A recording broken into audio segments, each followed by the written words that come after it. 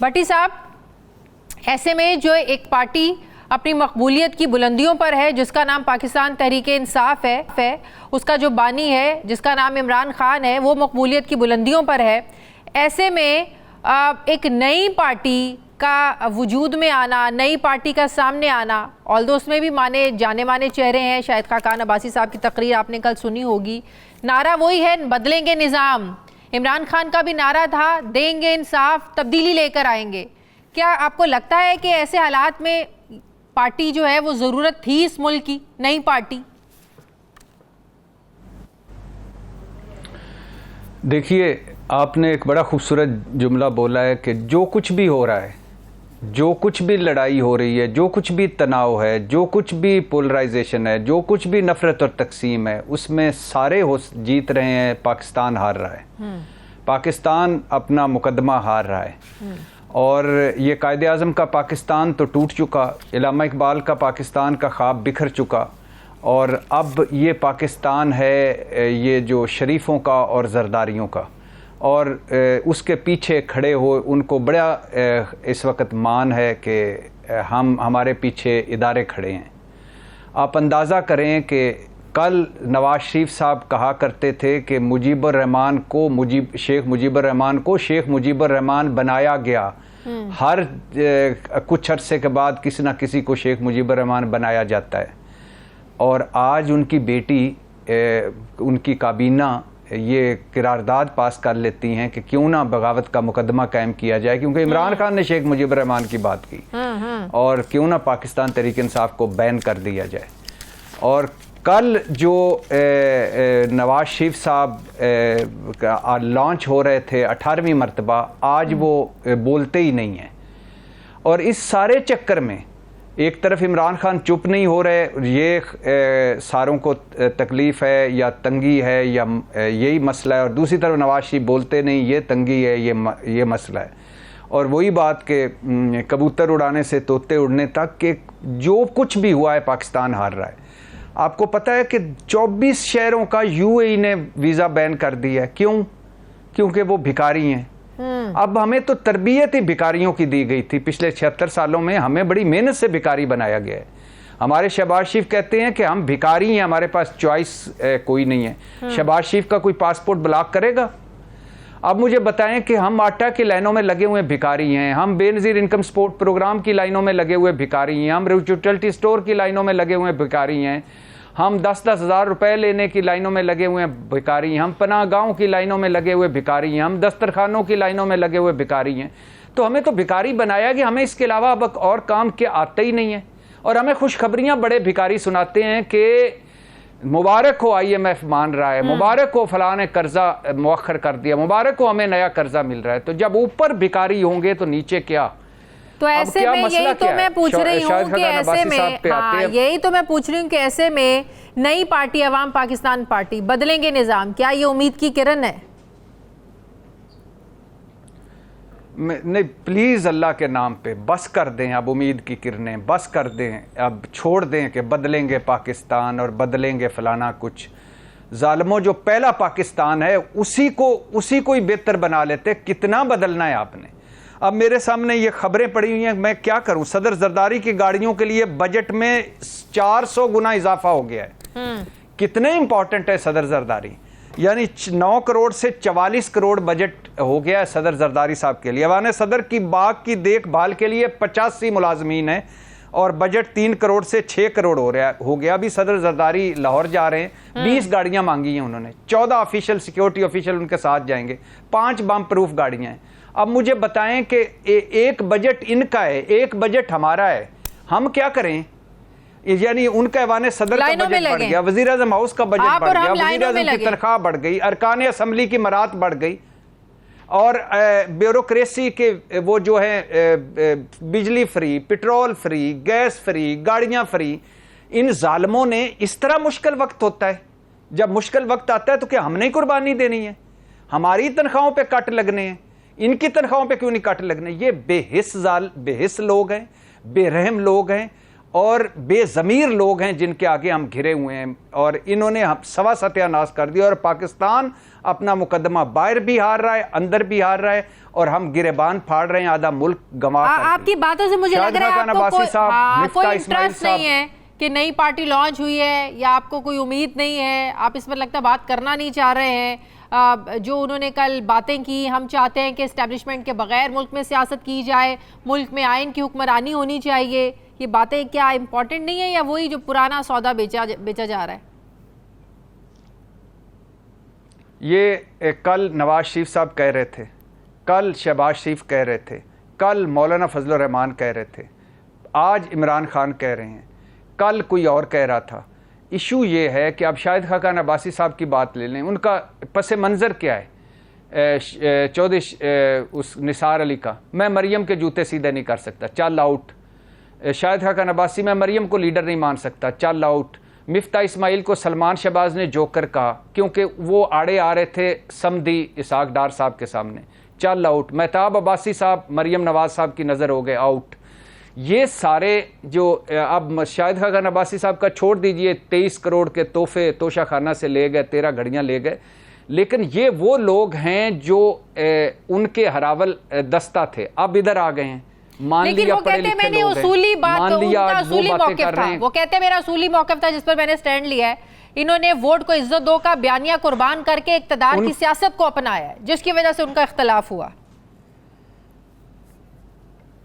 मेरी बात सुनिए कि जब नवाज शरीफ साहब ख्वाजा आसफ बता रहे हैं, मैं उनके हक में हूं कि उन्होंने पार्टी बनाई, उनको उनके लिए नेक तमन्नाएं हैं, लेकिन ये हमने ना लफ्ज़ों की रेड मार दी है। एक लीडर लगा देते हैं इन लोगों के साथ, एक रहनुमा लगा देते हैं इन लोगों के साथ, एक असूली लगा देते हैं मौक़िफ़, हिकमत अमली। मुझे बताइए, ख्वाजा आसफ बता रहे हैं कि 2019 में इस्टेब्लिशमेंट ने हमसे रब्ता कर लिया था कि पहले पंजाब ले लें फिर मरकज़ ले लें।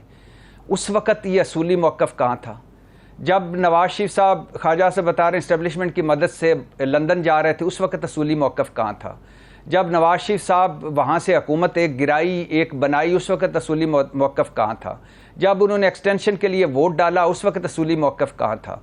जब वो जद्दा कभी लंदन चले जाते हैं, उस वक़्त असूली मौक़िफ़ कहाँ था? जब वो एवन फील्ड की मनी ट्रेल नहीं दे पा रहे थे, उस वक़्त असूली मौक़िफ़ कहाँ था? एक चीज़ का जवाब जब अभी उनको आखिरी बात जब अभी उनको इस तरह मज़का खेज़ और भोंडे अंदाज में सारा उनका स्लेट साफ हो गई, उस वक्त असूली मौक़िफ़ कहा था। मैं मान लिया अब उन्होंने असूली मौक़िफ़ ले लिया, जेर से ज़मीर जागे, अच्छी बात है, लेकिन ये असूल ना ही इस सियासत में लाएं। ये पावर गेम है और बड़ी बुरी तरह से एक्सपोज हो गई है, और लोगों को नफरत हो गई है इस रोज़ चूहे बिल्ली के टॉम एंड जेरी खेल से। मुझे ये बताइएगा, हमारे यहाँ जिस तरह तहरीक इंसाफ पर आज तक ये इल्ज़ाम लगता है कि इन्हें लॉन्च किया गया, इस पार्टी को बनाया गया, इस्टेब्लिशमेंट पर ज़ाहिर इल्ज़ाम लगता है, इस बारे में क्या ख्याल है? शाहिद खाकान अब्बासी की पार्टी के बारे में बनी है या बनवाई गई है? नहीं, बनी है, इसमें कोई शक नहीं, बनी है, कोई बनवाई नहीं गई। और तहरीक इंसाफ को लॉन्च नहीं किया गया, तहरीक इंसाफ को आखिरी धक्का ज़रूर दिया गया। तहरीक इंसाफ 26 साल से सियासत में थी। तहरीक इमरान खान सियासत से आने से पहले भी सियासत में जाने जाते थे। ये नवाज शरीफ साहब नहीं थे जिनको जनरल जिलानी ने हाथ पकड़ के लाया, ये भुट्टो साहब नहीं थे जो सिकंदर मिर्ज़ा को कायदे आज़म से बड़ा सियासतदान मानते थे और जो अयूब खान को डैडी कहते थे। इमरान खान का आखिरी 2013 के बाद उनको धक्के लगने शुरू हुए और 2018 में एक बैठ गए। अगर आप उसको 2018 में आकर अगर आपको उसको मैनेजमेंट कहें तो इसमें कोई शक नहीं, मैनेजमेंट हुई, लेकिन जो झुरलू फिरा है जिस तरह 2024 जो सारे इलेक्शनों का बाप इलेक्शन है, इस तरह कभी भी नहीं हुआ। और शाहिद खाकान अब्बासी साहब और इनकी जमात पीछे कोई नहीं है। जाहिर है ये एक पढ़े लिखा ग्रुप है, एक खाते पीते लोग हैं, और अच्छी बात है इन्होंने एक अपनी साइड पे बनाई है। लेकिन इस मुल्क में आखिरी जमात थी तहरीक इंसाफ जिसको मकबूलियत मिली है। ये शायद अपने इलेक्शन भी हार जाएं। सही। भट्टी साहब, ऐसी सूरत हाल में जब इमरान खान जेल के अंदर है, मेन लीडरशिप ज़ाहिर है बड़े रहनुमा छोड़ गए हैं जो ऑल्दो आज वापस आने की कोशिश भी कर रहे हैं, इसके बावजूद आज जलसे भी नहीं करने दिए जा रहे। उमर अयूब साहब आज कह रहे थे कि उनकी गिरफ्तारी के लिए छापे मारे जा रहे हैं। इमरान खान जेल के अंदर है, पार्टी तितर बितर है, उसके बावजूद हुकूमत को क्या खौफ लगता है? 2 दिन पहले एनओसी देते हैं जलसे का इस्लामाबाद में, एक रात पहले वापस ले लेते हैं, दहशतगर्दी का खतरा है। 2 दिन पहले क्यों ना पता चला दहशतगर्दी का खतरा है? ये हुकूमत को क्या खौफ है इमरान खान जेल के अंदर होने के बावजूद उस शख्स से? अभी भी आपको नहीं पता कि क्या खौफ है? 8 फरवरी 2024 को क्या हुआ और कि आपके मिसाल के तौर पे इमरान खान यानी पार्टी का मेन आदमी या उसको तहरीक इंसाफ का मेन चेयरमैन ले लिया गया, उसके बाद बल्ला शनाख्त ले ली गई, उसके बाद फार्म 45 ले लिया गया, उसके बाद मखसूस नशिस्तें ले ली गई, फिर भी मौजूद है। क्यों? क्योंकि लोग साथ खड़े हैं। वही कबूलियत और मकबूलियत की जंग। अब एक तरफ तो ये है, दूसरी तरफ तहरीक इंसाफ के अंदर इस वक्त ब्रूटस घुसे हुए हैं, रॉन्ग नंबर घुसाए गए हैं। तहरीक इंसाफ के अंदर इस वक्त चूरी खाने वाले मजनू ज़्यादा हैं। ये बढ़ के मारते, इनको पता है कि इमरान खान का अगर ऊपर से झंडा हटे या हाथ हटे तो इनमें से 99% यूनियन काउंसिल का इलेक्शन हार जाएं। लिहाजा ये नारे इमरान खान के मारते रहेंगे, करेंगे कुछ भी नहीं। इनमें क्या अपनी भी नाअहली है, अपनी भी नालायकी है। तो और इसका मतलब कल जो हम कहते थे कि इमरान खान साहब से मौजूदा मुश्किलात इस पार्टी में हैं इन लोगों की वजह से, क्योंकि इनको ओहदे सूट करते हैं, ये चाहते ही नहीं है इमरान खान जेल से बाहर आए, क्योंकि मौजूदा हालात सेटअप में ये जिस तरह आप कह रहे हैं कोई यूनियन काउंसिल का कोई इलेक्शन नहीं जीत सकता। फवाद चौधरी साहब इसका मतलब ठीक कहते हैं? पहली बात तो ये है कि आजकल फवाद भाई मुश्किल में है, मैं ज़्यादा बात नहीं करता, लेकिन कल जब फवाद चौधरी को समझाया जा रहा था कि खुदा के लिए ये जो इनकलाब का झंडा आपने बुलंद किया हुआ है इसको थोड़ा सा डाउन करें, फौज से ना लड़ें, मीर जाफर मीर सादक ना कहें, किसी के बाप की जुर्रत है कि इमरान खान को गिरफ्तार करे, तेरा बाप भी देगा आज़ादी, ये ना नारे मारें, ये इस तरफ ना ले जाएं, ये बेनिफिशरी कोई और होगा। उस वक्त तो उन्होंने कुएं में छलांग मारी और फिर पहली बस यूं ही हल्की सी आहिस्ता हुई तो उतर के भाग गए। तो अब वही एपिसोड दूसरे नंबर पर है। तो बात बेसिकली ये कि कल भी ये इनकलाबी जो थे वो जाली निकले और आज भी जो नारे मार रहे हैं उनमें से अक्सरियत वो है जिनके पल्ले कुछ भी नहीं है और ये इमरान खान का नाम बेच रहे हैं। और इन सारों को पता है कि जिस तरफ इमरान खान खड़ा होगा वहाँ सारा वोट वही है, सारा मकबूलियत वही है।